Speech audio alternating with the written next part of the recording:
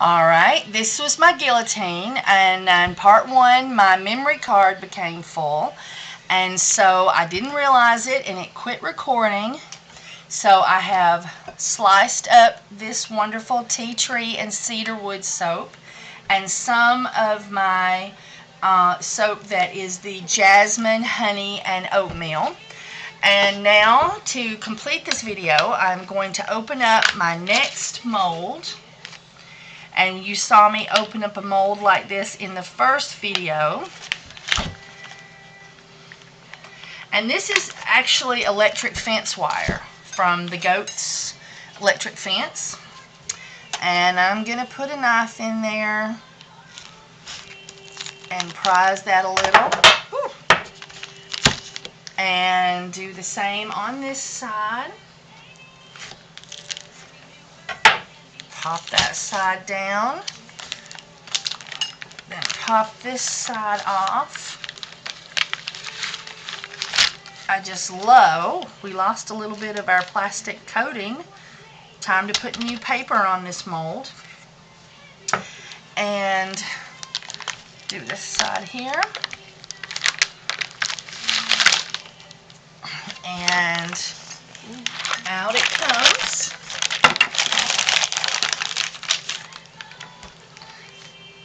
Yep, it's definitely time to put new paper on the mold. In between molds, I'm going to set this where you can't see it just for a moment, but what happened was it got wet. I had some water to accidentally get on it. I'm looking for my little boards that I use, and they are with my other mold. I was going to show you how there they are, how I clean this down. In between usages, I sit, and you can just take your little piece that you put in between to when you have more than one batch in a mold, and you just take that and it takes off the excess. Now, if I'm doing an unscented soap, for those of you who have issues, I always change my paper no matter what. But we will put this soap mold up and out of the way.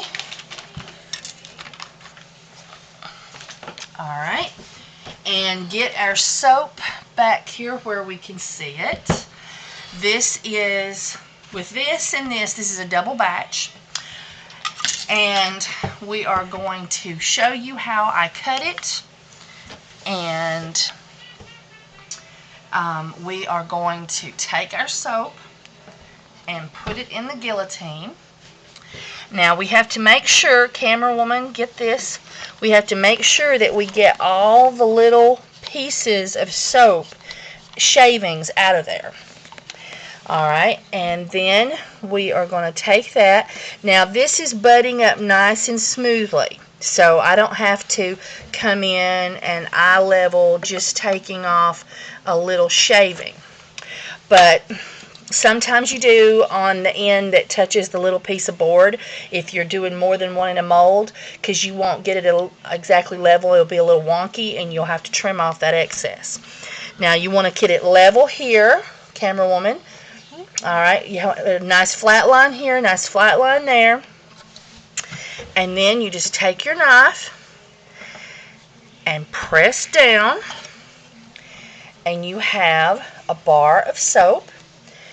This is wonderful. Now on these end pieces, when I sell these, I always just discount those slightly if I don't cut them off. But I can't stand to waste soap.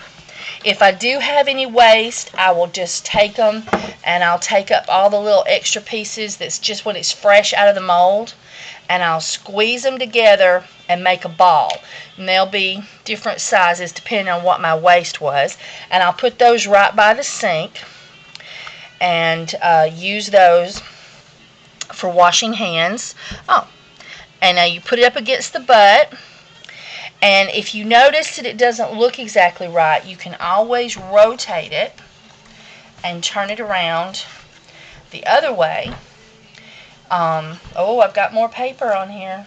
Well, actually, this is the plastic coating that's on the freezer paper. We'll have to get that off. Because the plastic paper separated, the plastic coating separated from the wax paper, or the freezer paper. I've seen some people use wax paper, but that stuff is so thin, I don't see how it is beneficial in this process. You need something much sturdier. There goes another bar. There we go. Look how beautiful that is. It's just so beautiful. The vanilla and the honey and the bee pollen, you can see the bee pollen swirls, the darker swirls in there. That is so excellent for the skin. And we're keeping it flat, and we're chopping it down. I'm going to bring it back just a little bit. And here we go again. We're just pressing down and cutting another bar of soap. Oh, look how pretty that is. I sell these for $6 a bar right now on the website. You can look at that on the link that will be at the bottom of the video. And I'm just going to keep cutting and filling this up. Now, some people use these things here, and I'll demonstrate how that is done, and then I'll talk to you about that. Get my guillotine out of here. This is how I used to do it before I built my guillotine, is you line it up on the line, and then you eyeball it by closing one eye, and you put it on top of the line, get up here, eyeball the other side, and then you press down, and that gives you an inch bar as well. It's a wonderful thing. You get these at Walmart. This one come out of the baking section. The ones in the craft section were paperish and would not hold up to moisture and cleaning.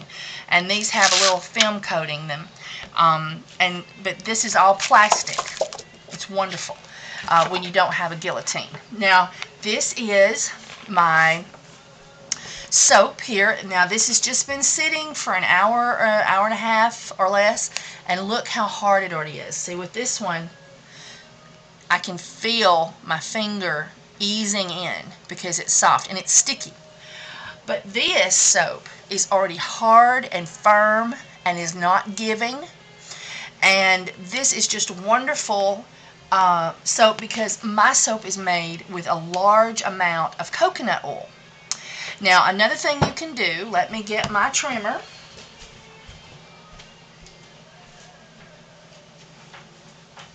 I think it's in the dishwasher. Yep.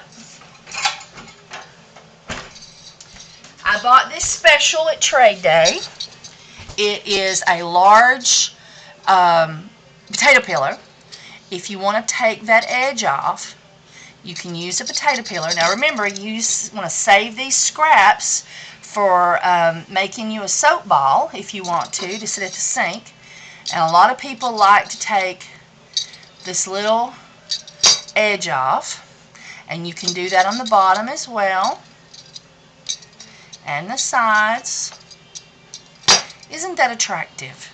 And I like the rustic top, but now we really like rustic things. But if you have a little section you don't think looks right, when it's fresh out of the mold, you can take, and like, let's see, I like this little rustic imperfection, but let's say you had too deep of one, you can take a little bit of soap when it's fresh out of the mold, and you can just cover that up. Boom, it's gone. This is our soap. We're going to go over to the sink next and look at the lather of our soap. But first, I wanted to show you a new soap that we just started producing. And my little insert cards that are so attractive, I'm out of them. They're on order. The brand we go under is Essential Soap. And here is what it looks like. This is peppermint and primrose. And when you smell this, oh, it is so peppermint flowery. I mean, it is just so pungent. It's a very strong soap, but then all my soaps are very, if they're scented, the scent will be strong because I put a large amount of the essential oils in there. But this soap is just wonderful, and now spices was used to make the color as well. And this soap here is just so awesome to wake you up in the morning. I've also made a new one too that's not on the website right now that's called Cinnamon and Clove, and that is essential oil of clove and fresh ground cinnamon. Alright, let's go over to the sink and lather up our hands and let you see how awesome our soap works.